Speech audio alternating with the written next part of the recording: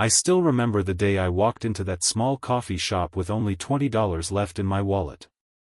Life had been falling apart for weeks. I had lost my job. Rent was overdue.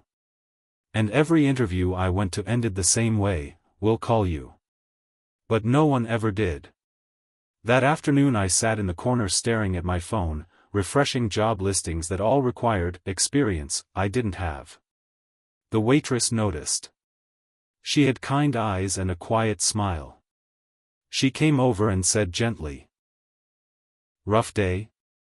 I laughed awkwardly. "More like a rough month." She didn't push for details.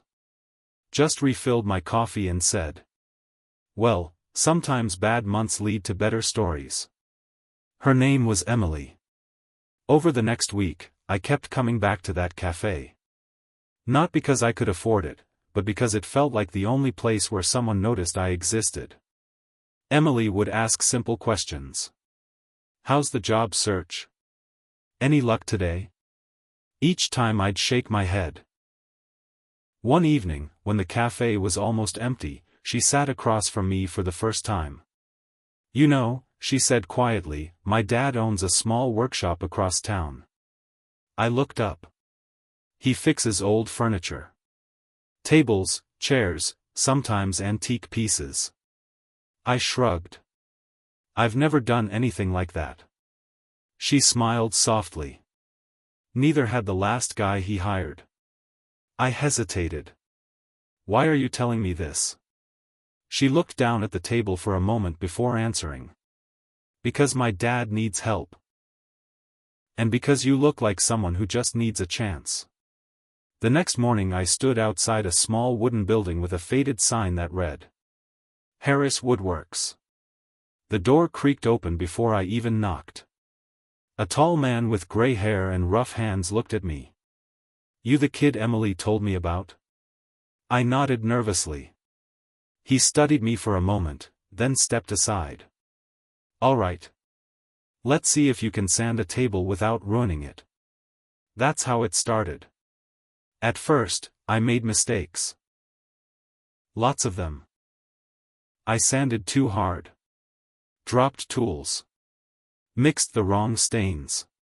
But Mr. Harris never yelled. He'd just sigh and say, "Relax, kid." Would teach his patience. Weeks turned into months. And slowly, something changed. I wasn't just fixing furniture anymore. I was learning a craft. One evening after work, Emily stopped by the workshop. She looked around at the finished tables and shelves and smiled. "Looks like Dad made the right choice." I wiped the sawdust off my hands. "No," I said. "You did." She laughed. "Honestly? I wasn't sure you'd even show up." "I almost didn't," I admitted. "Why?" I looked around the workshop, the smell of wood, the tools, the projects waiting to be finished. "Because I thought I was just looking for a job." Emily tilted her head. "And?" I smiled.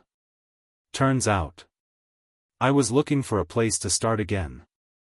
Mr. Harris shouted from the back room. "Less talking, more sanding." Emily laughed as she walked toward the door. Before leaving, she turned back and said something I'll never forget. "See? Bad months really do lead to better stories." And for the first time in a long time, I believed it.